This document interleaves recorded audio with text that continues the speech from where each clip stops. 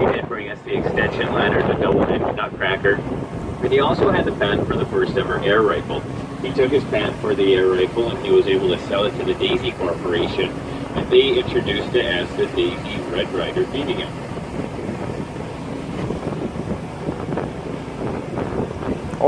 Now there on the left-hand side, the island with the white anchor, St. Elmo's Island. St. Elmo is the patron saint of sailors. That anchor sitting there is a way to commemorate all of those who have and continue to serve us out here along the St. Lawrence River. Next on the left-hand side, you do have a tan building with a brown roof known as the Swiss Chalet. That was where George Bull housed all of his workers during the time of the castle's construction. Today, that is an apartment building. Now we have Florence Island, named after its original owner, Florence Proctor of the Procter & Gamble Company. 1953, a famous radio talk show host, Arthur Godfrey, wrote a song. It was called Florence Upon the St. Lawrence. He had quite a crush on Mrs. Proctor, so he thought he would write a song about her, and maybe that would win over her heart. I don't think it won her heart, but it did win a lot of recognition to the Thousand Islands region, the St. Lawrence River area. So much so that when Mrs. Proctor passed away, the Alexandria Bay Chamber of Commerce gave the island to Arthur Godfrey as a way of saying thank you. However, it was Florence that he wanted, not the island. So he asked that the Chamber of Commerce auction the island off. He wanted all the proceeds to go and benefit the tan building over there on the right-hand side, and that is the River Hospital. It was known as the E.J. Noble Hospital in 1953 when this happened. At this point, we are approaching the highlight of the Thousand Islands, $2.5 million. It was never finished, furnished, nor lived in Bull Castle, sitting on Hart Island. In 1872, a young 12-year-old Prussian immigrant, George Bull, made his way across the northern part of the Atlantic Ocean. He had no family, nor did he have any money, so he actually had to work on the steamship as it brought him across the ocean, dropping him off in New York City. I think I would err a little wider. Okay. Right now, there's probably tons of water, but I stay pretty wide from that because that shoal, I've seen it. Okay. And overhead, it runs a lot farther off of that than what's actually. It doesn't really look that big on the car, but I think it runs farther than that.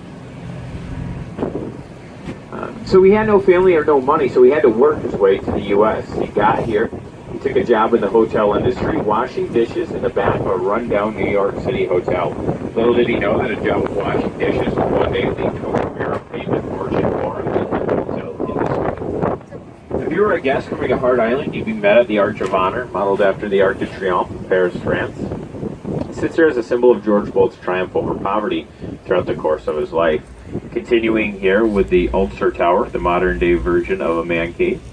And there was a two-lane bowling alley, as well as a small drama theater where the Bulls would have hired actors and actresses to come up and entertain the children. Looking through the trees there, you'll find a gazebo. Pretty popular spot to say I do. The castle itself is is 6 stories, has over 100 rooms, over 50 fireplaces, and over 350 windows. The top 2 floors were servants' living quarters.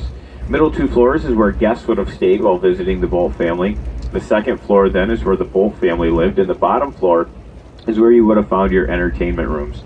A billiard room, ballroom, dining room, ground marble staircase, a stained glass overlay, as well as an indoor heated swimming pool. If ever completely finished, this would have been the first structure north of New York City to have its own elevator in it. Continuing along the face of the island is the electric trolley car system. On top of that are the Italian floral gardens. And right in front of that tower, the Henry, or the Dovecote as it is known, is the most popular spot currently to say I do in all of the Thousand Islands. As we do start to make our way away from the islands, we're going to find the pump house, powerhouse, or clock tower. In there, George Bull had 2 coal-powered generators that supplied the island with all of its electricity. It said that those 2 generators could have supplied all of Alexandria Bay with enough electricity in the early 1900s, but there was only 2 places actually in town that had electricity at that point. In the clock tower, a set of chimes, a replica of the Westminster chimes from London, England. They rang every 15 minutes of the hour, and it was said that you could have heard them 5 miles up or down the St. Lawrence River. If you continue to look to the left-hand side, you're going to start to see a boathouse there in view. That's the largest wooden structure in the state of New York. The doors open right up to the peak in the roof so that you would never have to raise or lower a mast upon bringing a boat in or out of the boathouse. I said George made his money in the hotel industry. He started off washing dishes. By the age of 21, he took his first managerial position in Philadelphia at the Bellevue. He fell in love with his father's daughter and asked for her hand in marriage. As a wedding present, her father handed George the keys to the Bellevue. Together with his wife Louise in business, they bought a restaurant across the street. They combined the two and they formed the Bellevue Stratford of Philadelphia, which is still there today. He then traveled into New York City. He began working for a gentleman named William Waldorf Astor at the Waldorf Hotel.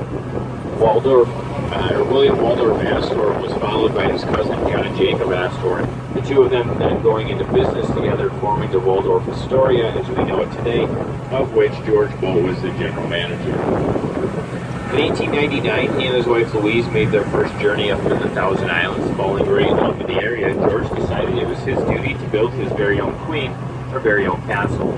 George purchased Hart Island off Assemblyman E.K. Hart in 1899 for $10,000. He then changed the spelling of Hart Island from H-A-R-T to H-E-A-R-T. He built a seawall around the island so that from an aerial view it does resemble that of a Valentine's Day heart, and he began castle construction in the year of 1900. His goal was on February 14th of 1905, he would present his wife with this beautiful island and castle. Unfortunately, on January 7th, 1904, Louise fell upon poor health and passed away. At that point, he called the island, or he sent a telegram rather, and he said all construction is to be halted. Nobody will ever step another foot into that castle and wife.